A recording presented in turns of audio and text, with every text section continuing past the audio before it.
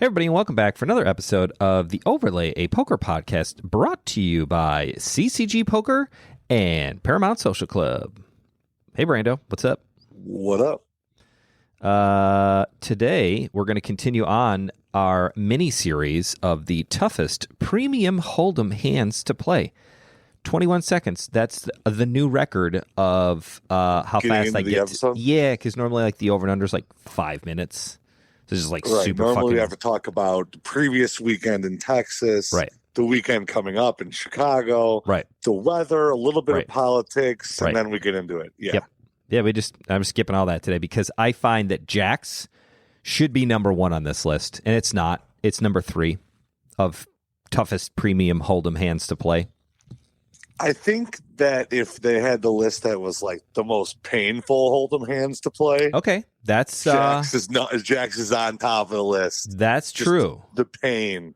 You want to hear my previous? So I was at Paramount this past weekend, which was awesome. I had a great time. I run well in Texas. I do. I'm a Texas runner. I seem to do okay at the games. And even when I lose, I feel like it's certainly not my fault, right? Like no, it's just not. I just bad. This is Texas poker. This is Texas. Kenny plays perfect. I play perfect down there. I played in a tournament on Sunday at Paramount. It's called the Paramount Cup. It's like their season-long points list. They do like every 3 months. They do a season-long points list. The top 25 points winners get into a free tournament seat. I mean, it's paid for by Paramount, but the players, it doesn't cost them anything. I hate the term free as like a game runner. It's like, well, what do you mean it's free? Like they just get to play? No, like the money's put in by the club. Long story short, 25 players get an entry in compliments of Paramount Social Club, which is a sponsor of the Overlay, a poker podcast. 25 players get in, then like the top 5 get bonus points as well, or bonus money. Like I think the points winner got $1,000. Pretty dope, and he gets like a crystal trophy, which I kind of felt like CCG needs to up its game because like the points winner got like a legit like trophy. It was dope, and a G ball. So that guy was awesome. He didn't make it anywhere past the break, but that's fine. He came and picked up his. He got his G ball, got his free seat, punted it off, and he's like, "Cool, I'm out. I can leave now. $1,000 winner, which is like 4th place money." Okay, sounds pretty good. In the tournament. Paramount Cup, I almost said daddy. Daddy had, Ken had, can't say daddy because it's weird. I hung out with Harrison all day yesterday, so I got daddy on the brain. Harrison's my son, by the way. I got dealt jacks. Let me see if, and this is no lie. This is the whole point of the story. No lie. I got dealt jacks 4 times. 1, 2, 3. Let's go with 3. 3 times I got dealt jacks, and I hit a set 2 out of the 3 times. I saw the flop 2 out of the 3 times, which means I flopped a set 2 out of 3 times with jacks. Brandon, question of the episode 75 podcast. Oh, hey, congratulations on episode 75. How many 3/4 of the way to 100? How many times do you think I won with those pocket jacks? 2 out of the 3, I flopped a set. 1. None. I didn't win any. Not one. Listen, now that's rough because we're going to get into this episode. Seemingly the only way to win with jacks is to flop a set. And you flopped a set twice. I flopped a set twice. Now, the first time I flopped a set, I actually wrote down the whole hand history, which I do want to go over with you because I think it's a good hand, and I actually did it, and I misplayed it so badly. It's like part of the reason why they're the most painful to play. But the second time I played them, I had jacks, flopped a set, but the flop was like jack 9, 8. So the guy across the street from me, or across the table from me, he had queen 10, and he showed it, and it was all diamond flop or all clubs or what. It was one suit flop, and he bet something small. I called just to kind of see it, and then I got a turn a river out of it because there were 3 clubs on the board, and I think the 4th club came out on the river. So I might have been able to bluff there, and I didn't. But he did. He showed. He flopped a straight. Obviously, he had a show first. I mean, you got a lot he of flopped a straight. with the so it is what it is. And I don't think the 4th club hit because He's like, I would have folded if the fourth club hit, and I would have bluffed if the fourth club hit, but I didn't, because clearly I didn't have a club because the jack of clubs was out there. Was out there, yes. Yeah, I had 2 red jacks. But anyways, I hate jacks. Jacks are the worst. They're Jacks number 1 are on tough. my list. Well, I mean, we really only have 3 hands left, right? We have jacks, and then we have ace king, and then we have tens. And I mean, jacks and tens are pretty, very, they're very similar. Very, very similar. And I think the only reason that tens is slightly harder to play is because, I mean, you have to play against jacks more often when you have tens, right? I mean, jacks is in there at hand you're up against, whereas when you have jacks, there isn't that. So, I mean, jacks and tens are very close. And I think from a general, like, poker room scale, I think if you polled everybody, jacks would be probably at the top of most people's list. Yeah. If not second. Yep. I think, though, if you were to say, like, the top 6 premium hands, I think you'd have to include tens on that list, right? Because, like, correct, yeah. That's the thing you do. Tens like is the aces, bottom of the barrel. Kings, queens, jacks, ace, king, and tens. Arguably, you could have put ace, queen up there, but that's really basically the same thing as ace, king. So it's like for this list, if you want to pick 6, it probably should have been the 5 toughest hold'em hands to play, and then you can drop. I mean, and then tens jacks, are like jacks would have been number really 1. That premium. Right? Yeah. Jacks would have been number 1 and the most difficult of these top 5 starting hands. So I think the 6th one is kind of arbitrary, but it's basically one and the same. So it does skew the jacks off a little bit, but I honestly believe that jacks are the most difficult premium hand to play because you never feel good about it. Unless you flop a jack, it's like they might as well be 8s, 9s, or 10s. Jacks to me are the same as 8, 9, or 10s. I'm not as excited. And it's weird because like you look down at them, it's like looking down at like king, queen suited. You're like, it feels like this should be better than it is, but it's not. I don't know why I'm playing it so hard. Yeah, I mean, the fundamental issue with jacks is when you're putting a bunch of money in the pot, there is a bunch of better hands that are also putting the money in the pot with you. And then on the reverse side, when you see a safe flop with jacks, I'm air quoting 9-6-3 rainbow, 8-7 deuce rainbow. Well, now you got to worry about 8s and 7s and deuces and all that kind of crap too. And you don't even feel good when the 3 low cards come, because whenever somebody's piling money in and you have jacks, you can convince yourself that you're beat either by the overpairs, you were beat the whole time, or you got out flopped. And I mean, it's really messy to win a big pot with jacks. And I think that kind of getting into the episode a little bit, we'll go, blinds by blinds. But I really think that, navigating around and tiptoeing around and, playing pot control and, not bloating pots is kind of a good strategy with jacks because it is a great hand and you do beat a bunch of stuff. However, anytime you're piling in 20, 30, 40 big blinds, jack shrivels up to, just 1/4 best pair. They just shrivel up quickly. Like they just shrivel. They do. And then you're getting put to the test in no limit hold'em, which, we know is a big bluffing game and a game of people putting other people to the test. And all of a sudden, that's where, I got jacks. Jacks are a good gun to bring to the gunfight, but they're a premium hand. You like can it's a find, premium hand. but you can. It's a fucking face card. You can convince yourself that you're beat on any board on any street with jacks. I swear. So yeah, true. They're tough, but true. I know you want to start with the big blinds. You want to go with like 8 to 12 something big blinds. I mean that's pretty easy. I mean we're still trying to get all our money in pre-flop with jacks when we have 8 to 10 big blinds. I mean jacks are still a premium hand when we're short stack. We look down at 2 red jacks, and you got anything under 15 bigs. You're ready to get it in because you want to take a flip. You can get called by 10s, 9s, 8s, 7s. Can we go with this jacks. though? Like all of that stuff is great, and don't get me wrong, jacks are one of the top 5 premium hands. There's no doubt about it. Yep. It's correct. One of the most difficult of those top 5, if not the most difficult. I'm still going to argue that jacks are harder to play than 10s, but I have a problem with that because 10s, I am much more likely to fold pre-flop. Tournament-wise, I'm much more likely to fold 10s Jacks, I have a harder time. It's like, it's a face card. I'm looking at a dude's face, and I feel like that dude's looking at me too. And sometimes the one-eye Jack is just giving me a little wink, and he's like, get it in there, Ken. Put it all in there, Ken. And I mean, if you got 15 big blinds, like, you don't really have a choice. You're jamming it with Jacks or 10s. It doesn't give a shit either way. But I feel like this, and it did come up at Paramount because I've had Jacks 3 times. The 4th time I had Jacks, it was one of the times where I look at the first card and then I start yelling because I'm the only one in the hand. And I start going, don't match, don't match, don't match, don't match, don't match. Fuck! And then they match and they're Jacks. I don't mind that scenario. I don't mind being the aggressor with Jacks. I mind when players are the I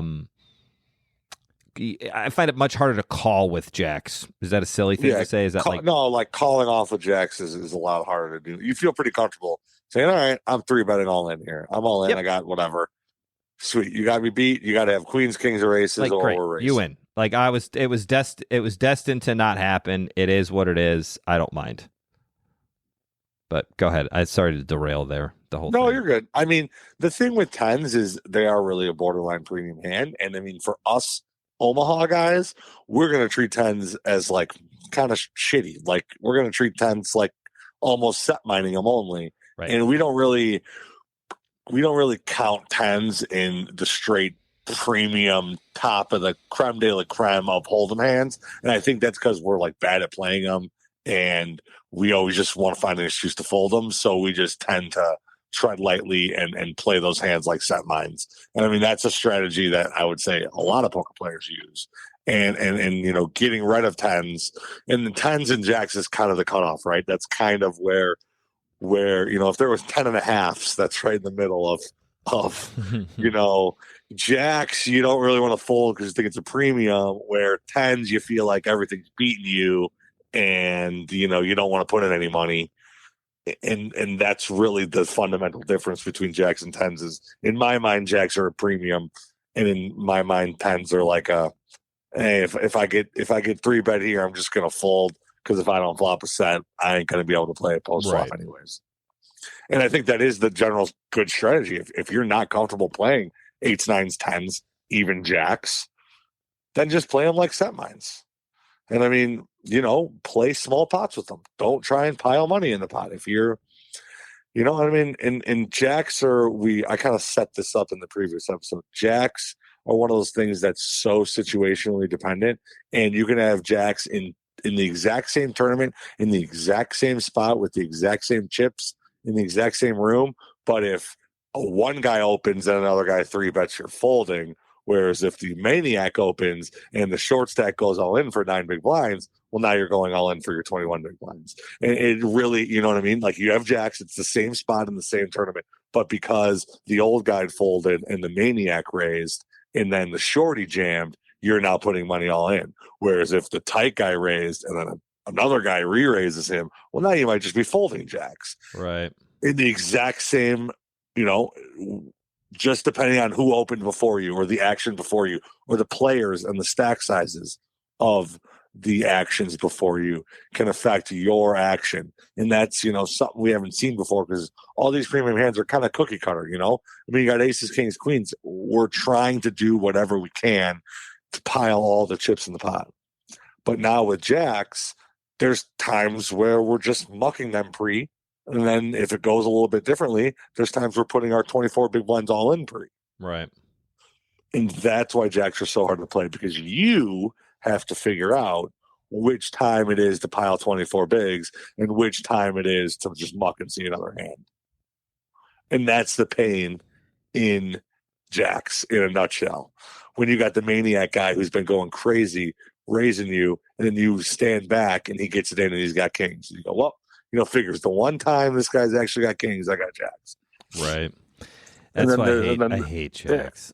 Then there's another time where the old guys get it all in and they both have ace king, and you're like, I'm like, Jacks, you guys both got ace king. You got 4 outs between the two of you, and I could have had you smashed, but how am I ever going to know you guys both have ace king? But I can't do that. Right. Like, I don't want to do that. So that's where, like, the pain of Jacks derives from. It's from, you know, you thinking you're making the right decision and end up being wrong. And it's all marginal, because, I mean, we're talking about races here, and sometimes you making the quote unquote right play just involved you dodging a flip, which, when we're talking about equity wise, you making a right play or a wrong play doesn't matter much because it's a flip. You're taking the flip or you're not. You're either risk averse or not.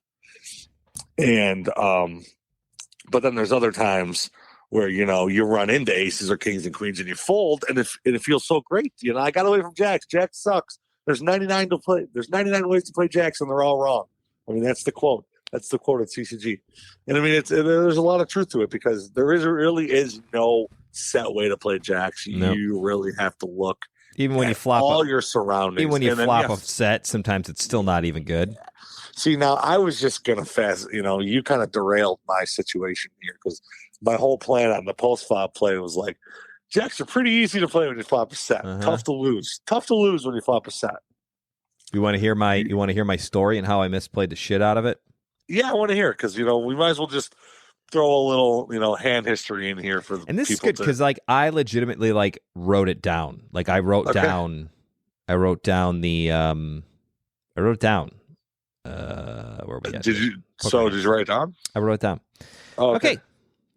I have jacks under the gun. I started with around 180 to I would say 175 to 190, 100. Okay. I wrote down 180K. 180K. It was close. Blinds are 2,000, 4,000, 4,000 big blind ante. I'm under the gun and I look down and I have jacks. So question number one, what do you do under the gun? 45 big blinds. I have, for the people that the math is correct. I can't do math that fast, but yeah, I got 180K. I'm looking down at jacks. I'm first to act. What do I do? I'm making it 10K. Okay. I limped. Okay. I limped. Okay. My plan was. Hold on. Let me stop you. Yes. Go ahead. All right. Did you have a plan? Is there a reason? Why'd you limp? Okay. So my plan was to. My table had been. I had just sat down. I had queens maybe 2 or 3 hands before that, so I had just come. Really good, huh? Yeah. So I'm feeling great. My thought process was to check raise. I'm like, I'll limp. I'll get somebody to make a 12K here to try to push out these limpers, and then I'm just gonna just jam in a biggie and try to get this done pre-flop, scoop up 20, 30K. Because again, if there's 3 callers plus the blinds plus the ante, that's a juicy ass pot. So you're either hoping it goes limp, and then somebody ISOs for you to re-ISO. Correct.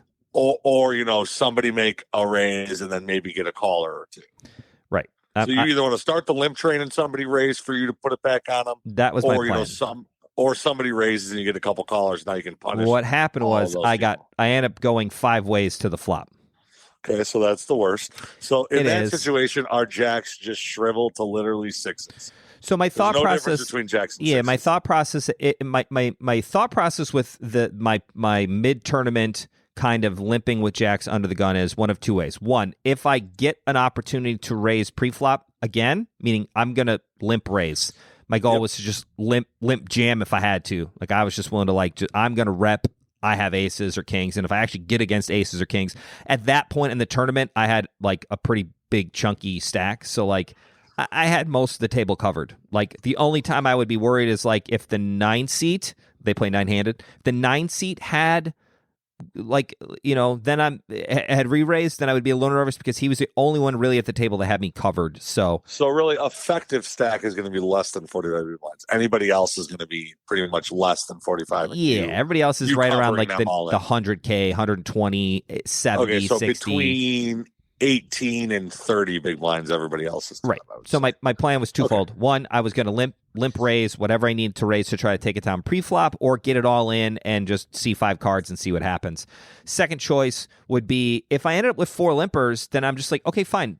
I either flop a set of jacks and I'm Gucci, or I'm willing to just chuck these jacks. I only put in 4,000. I feel like it's a budget play. I'm I don't know, whatever. If it works, great. Yeah, it's the same thing as 6s. If it doesn't work, 4,000 and yeah, if I flop a set. Yep. So sure enough, flop is beautiful. Window card, jack ball, jack 7 4 flop, 2 hearts. 2 hearts. And again, 5-way limp pot. Yeah, which I think only the big blind, obviously the big blind checks. So the big blind checks again, comes to me. Now I flopped a set of jacks. There's 2 hearts on the board. 5 callers at 4,000 apiece is 20,000 plus the ante is 24 plus the small blind who folded. That's another 2, so it's 26K in the pot. And I bet 25,000. I just bet the pot. Okay. It's coming out firing. Boo, boo, boo. I'm shooting. And again, I'm perfectly happy to get all mucks and just take the pot down now. Super happy. But in typical Texas fashion, there's a caller for 25 who only. So can I stop and interrupt for a second? Go ahead. If you remember, for us Chicago people that are like, "Eek, why is he betting full pot?"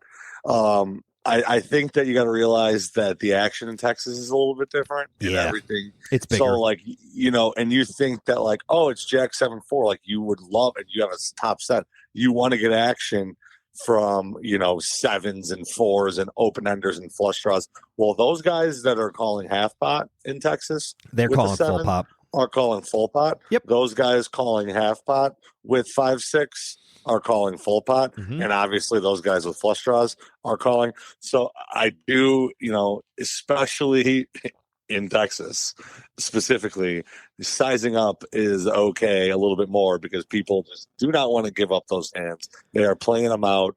It is really like, full tilt poker in 2009 is Texas poker in 2022. It is, and that's a good thing. I'm not bashing it by any means. Of course, any that's way, a great shape, or thing. form. It's awesome. But you're right. You kind of have to That is size why. up your bets. It's funny in a funny way where you're just like, well, everything's bigger in Texas. Like they're not lying. Like it's bigger. Like here's what happens. I bet full pot 25K, and I got 2 callers. Okay. Call. And remember, nobody's got top pair. Big blind folds. Nobody's got top pair. Maybe there's an ace jack out there. Lord willing, I wish there was an ace jack out there. Call. So then the turn is a 3. Okay. In my brain, the first thing that fires out was, what if one of them has 5-6? So I had like a brain moment where like, I don't know, I panicked. Something happened. I went freaking crazy. And I just checked. Okay. I crazy checked. Don't know why. This is the PLO player in you. This is what happens. They have to have it. You're right. Maybe I didn't even realize that until this very second, but I just like check, and I just check. And sure enough, the guy down the first player after me, he bets another 25,000, just peels off a 25K chip. Okay. The 9 seat insta calls, and then it comes back to me, who has a second chance to raise. I could have raised. Oh yeah, this is like you're just so happy to go all in. I could have just jammed, stick it in there, and then if the guy's got 5-6. Okay, man, you beat me, and I still got a chance for the board to pair. And still got 10 outs. Really, out of the 2 players, the 9 seat had me covered. The 7 seat, 6 seat, 7 seat did not have me covered. So if the 7 seat called with the 5-6, who I kind of thought he had 5-6, and in my poker radar put that gentleman on a straight, made straight already, and it put the kid in the 9 seat was on the flush draw. Like I put him on a big ace, hearts. The kid's just playing hearts. He's just playing hearts. So what do you think I did, Brandon? Well, I mean, I hope you didn't flat call, but it sounds like you flat called. So I flat called. Like I said, I literally could not have played this hand any worse. Flat call. River is like I don't even know, something 9 of diamonds. Yeah, 9 of diamonds. It was the 9 of diamonds because technically, like, if you had like a middle card, both straights got there. So if you had like 8x8, like or something like that, any you could have made a straight in a bunch of different ways. The baby straight, the big straight, the baby straight got there, big straight got there, flush draw got there. I check. I'm deflated. I'm so pissed. The middle guy who I don't know what he had. He pissed check too. He was like grumpy check. He was mad that the hearts came out for sure. I mean, he wore it as plain on his face. Okay, so the river wasn't on the hearts. It was the 9 of hearts. Yeah, the flush draw got there. So all of the straights got there. All of the flushes got there. I got you. So everything's there. Yeah, well, the story's not done yet because it still gets worse. Yeah. Then the kid makes like just the best bet. Now let's count this up. There was $25K in there pre-flop. I bet 25, got 3 callers. That's $100K. Then another 25 goes in on the turn, 3 callers. That's 175. There's 175,000 in the middle. Yep. And the kid bets what's like 50,000. Yeah, 60. He bet 60. It's like just such a perfect like bet where I was just like, man, I can't not call for 60. And I'm in the weird position too where like there's the guy behind me. There's a guy behind you. So I could totally just call 60 and have him like be the full on just jamming in. And then and now I'm like, what am I gonna do now? I can't call now. I was just punting another 60,000. I call grumpy check guy checks and the kid rolls over like ace 6 of spades. Spades? Sorry, ace 6 of hearts. He had the nuts at that point. He had the nuts. So yeah. After all that, the flush draw gets there, and the kid's good with the nut hearts. To make you feel any better, you were probably going to lose anyways. Yeah, but you just played it bad. And then of course again and he wasn't needling. He was just saying, he's like, yeah, man. He's like, you jam on the turn. I don't think I can call. He's like, unless the other guy called, and then maybe. But he's like, more often, and the other guy's like, well, I wasn't calling, and he's like, yep. He's like, you jam on the turn. You're good. You win the pot. Yeah, I mean, you got the second nuts in the turn against the flush draw. You got to be protecting and just call. Yeah, that was like I said, I literally could not have played that hand worse. And when the kid bet 60,000 and it came back to me, I mean, I was next to act. I was just like, I literally couldn't have played this any worse. Like, this is awful. So bad. Yeah, I mean, and your hand's so underwrapped because you limped with them pre-flop and then nobody gave you action. So nobody even in the world's putting you on jacks. Nope. They would wager that you had a set of 7s or 4s way before. And then he literally, when I bitch called, he was like, he's like, I was like, and I said to him, like, I could not have played this hand any worse. He goes, you have jacks? I was like, I do. I mean, it was like the best. He knew the hand that you played bad. Right. Like he just knew what would the worst hand be for me to play. And that was it. So yeah, that was pretty amazingly bad. But yeah, that was my jack story. Don't do that, folks. No. On this way of how to play jacks, do the opposite of that.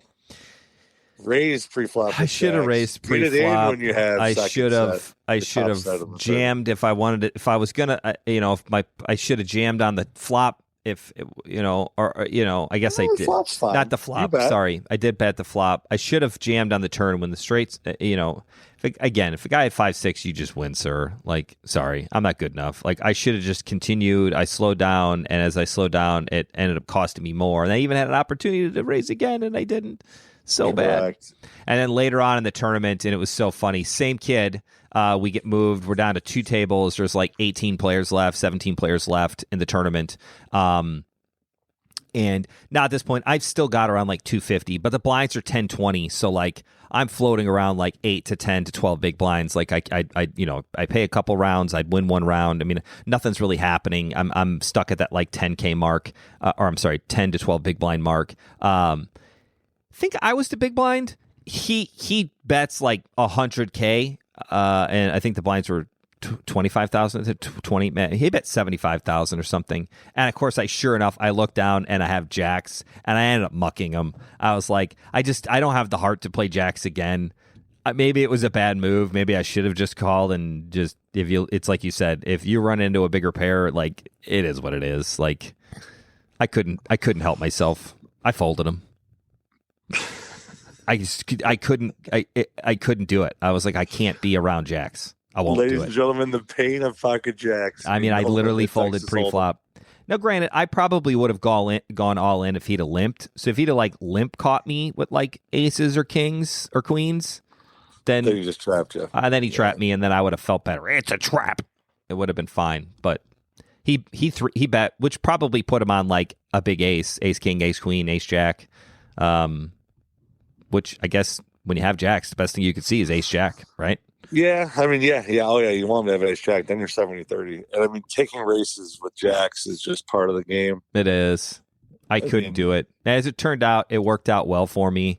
I made the right decisions. And I actually noticed on the stream, you can watch me on the stream, Paramount Social has a live stream on their YouTube channel. I think it's Paramount Poker TV. on YouTube. Just search for Paramount Social on YouTube, and I'm on there for the Paramount Cup, which was pretty awesome. I won't spoil the winner, but it was me. It was so funny. You, huh? I tweeted it out on the CCG handle, and one of the players was like, one of our players from Chicago was like, man, sixes, because like early in the game I had pocket sixes, and somebody did the same thing. Like, I want to be the aggressor with jacks or like a smaller pair at the final table. I don't want to be calling with those hands. I want to be all in. And if you call me and you got a better hand, hey, it's just the way the cards played out. But I don't really want to call an all in or going on the top of them with jacks. Sure enough, I have sixes. The small stack at the table went all in. I was the second smallest stack going into the final table. He goes all in. I looked down at sixes. I was like, damn it.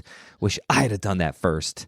But I don't really want to do that, especially since there were like 5 players after me. So I muck. Sure enough, flop comes out, 6, king, 5. I'm like, fuck. I would have knocked out like 3 players. Yeah, you told me that. I would have like 4x'd you up. You called me. You're like, I could have just had all the chips. Yep, I did. But I just didn't want to play sixes because I didn't want to call it off. I wanted to be the aggressor. Yep.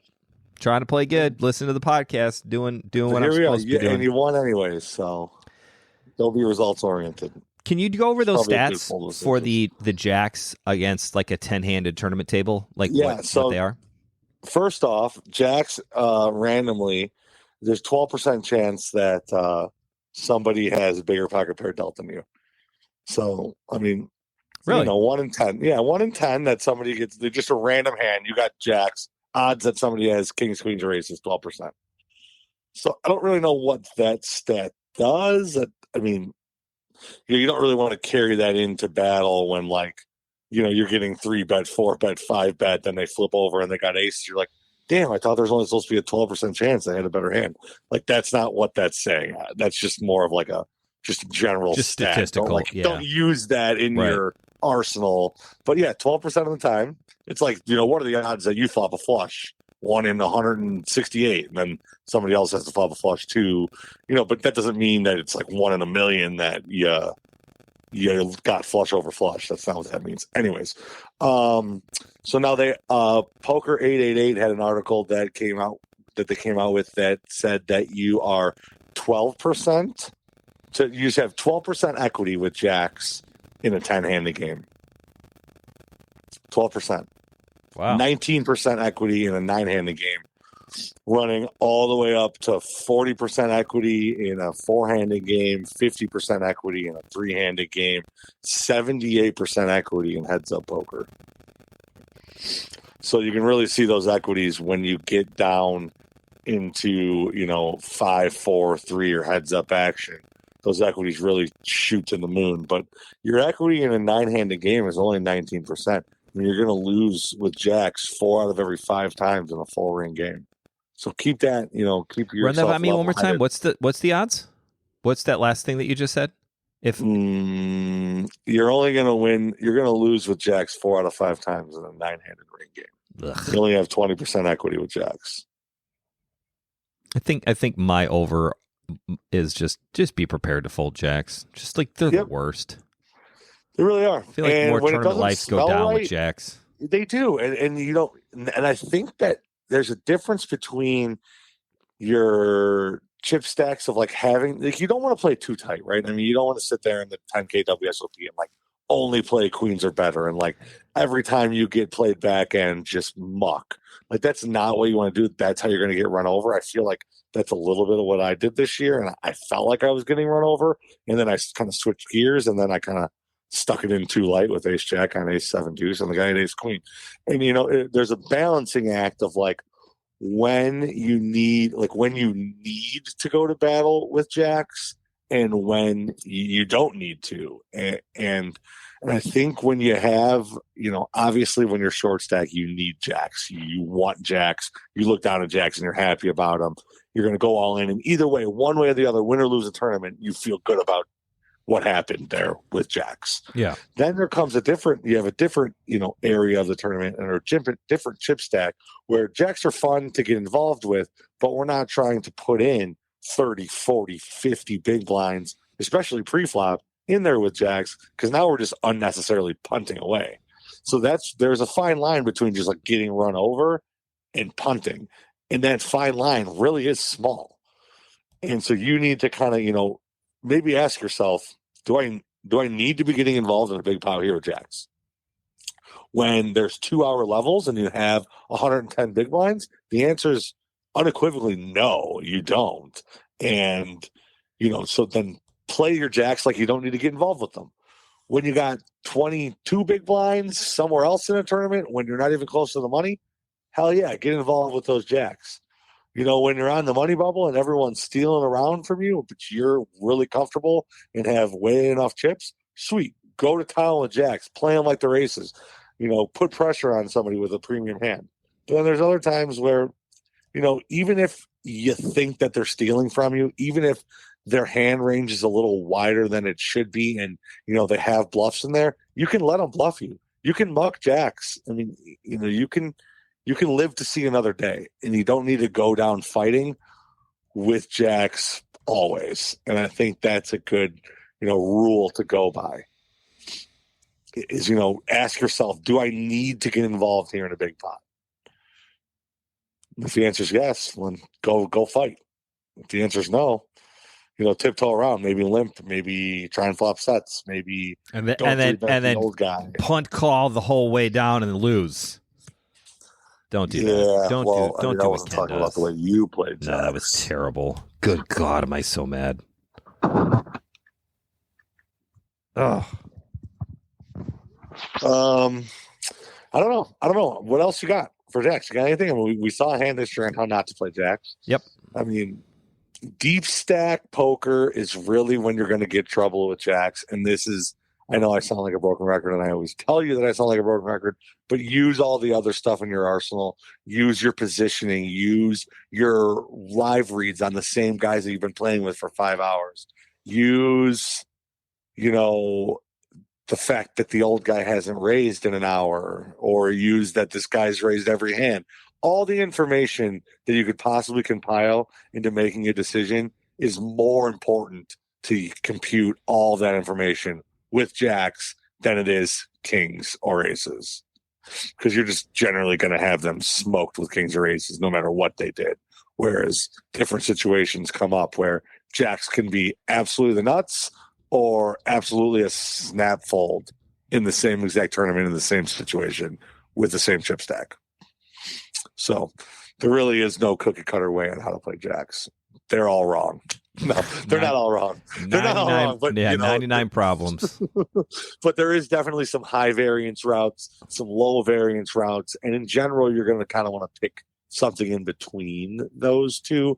Don't just play them as set mines, and when the flop comes 3-4 deuce, just fold to the first bet. However, be aware that when it goes bet all in, that maybe they flop a set of fours, maybe they had, or flop a set of fives, maybe they have ace four suited, right. Maybe they were laying in the weeds with aces, kings, and queens pre-flop trying to limp raise, and they didn't. You know what I mean? Which you're not supposed to do. Go back and listen to the other podcast episodes. That's not the way you play them. Correct. But in general, we need to be using all of the information given to us, in addition to the fact that our hand is jack of clubs, jack of spades. We need to use everything else around us to make good decisions. In general, I like to play jacks kind of small bally. I like to raise pre-flop. I like to 3-bet pre-flop, but then I like to check back on flops, and then delayed c-bet on turns, and then maybe go for a second string on the river. Depending on I like who the it delayed is, what c-bet. the run out is. I definitely like checking jacks on board pairs, like 10-4-4. Like, just check back. Let all these ace and king highs think that they're good. Give them a card. That's fine. Whenever they flop a pair of tens, they're going to think they're golden after it goes check on the flop. Right. They never have 3-4s and hold them, because nobody flops trips. I have a hard time getting out of the PLO mindset. Yeah, but you do. You're just like, 10-4-4. Like, yeah, somebody's got a 4. Yeah, no, I like it like, well, I'm either way ahead here or I'm way behind. They either have a 10 or maybe a 4, and I'm crushing them, or they have aces, kings, or queens, and I'm way behind. So checking back and seeing a turn is great. Now, sometimes the turn's going to come a king, and they're going to bet the turn I'm going to call. They're going to bet the river, and I'm going to have to make a decision. And that just sucks. But that comes with the territory of checking back the flop, and I'm prepared for that. Yeah. Whereas it's different than you start pounding the flop and they call, and then a turn comes, scary or not, then they pound the turn again, or you pound the turn again, and they call again. Well, now you're like, well, now what? I mean, now I'm scared that they're slow playing something. I'm scared that they got they're defensively playing queens or kings because they're worried about me having the one up from them. So I just think going balls to the walls and firing 3 streets with jacks is very, very, very tough. Even if they're all undercards, like correct, right, you can't just go bet with jacks and get call, and have them have ace 9 tie pair tie kicker. That rarely ever happens. Like that's the dream, but more often than not, you're going to get raised, and then when you get raised, I mean, just give them up. That sucks because now you're getting exploited. Where somebody's like, man, I know this guy has king. I know this guy has queens, jacks, or 10s. I'm just going to flat call, and then raise all in on this river on a scary card. And now you just shrivel up and just muck them, and that sucks. I don't like to muck jacks, so I like to try to maneuver to get to show down my jacks in a relatively small to medium sized pot. Yeah. That's kind of, the strat for me. Unless I can get them all in pre because I'm short. I like it. I think jacks are, I think arguably they're the toughest to play. Clearly, I don't know how to play them. They're very, very tough hands. But again, it's like one of those things. Every time you look at a jack, every other time I'm hoping that there's another jack behind it. So it's like, again, it's the whole theme of this mini-series of the toughest premium hold'em hands. It's that we all want them to be what they are. And then it's like, then you get what you want, and you're like, oh, man, what do I do now? And that's what I always have a lot of trouble with. But anyways, as always, thank you for listening to The Overlay and letting us know your thoughts. Make sure you follow us on Twitter at The Overlay Pod, all one word, The Overlay POD. Check us out on Twitter. We do some cool stuff. I did post some videos from Texas. Nice. So check some of those out. Other than that, we got ace king up next, and I know that next to jacks, ace king people are like, well, how do you play ace king? And I think we'll actually have some lines and some math. Ace king's a little bit easier to define when to play. There's not a gazillion lines like jacks. You can basically play them however you want, and that's what makes them so hard to play. Yep. I kind of feel like that's like the peak of the mini series here is the second hardest hand, which is ace king. But yeah, because man, people, there's some people that swear by ace king. You live or die. Live or die, man. It's like Mr. Miyagi. You want to live or die. And they just have to decide pre-flop. Die. Nah, I'm out. I'm done. I'll say I'm sorry. Ace king to me, I'm not on the die fence. Like I got no problem chucking in ace king. I find that ace king is it's overrated to me.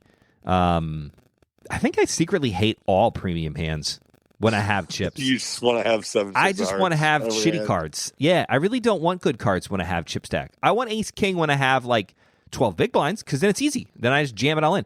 I don't know how to play premium hands unless I have the no-brainer. Stack to go all in with them. Just the all-in stack. I am a very good short stack player, and I will show that in the stream at the Paramount Cup series. I literally was the short stack.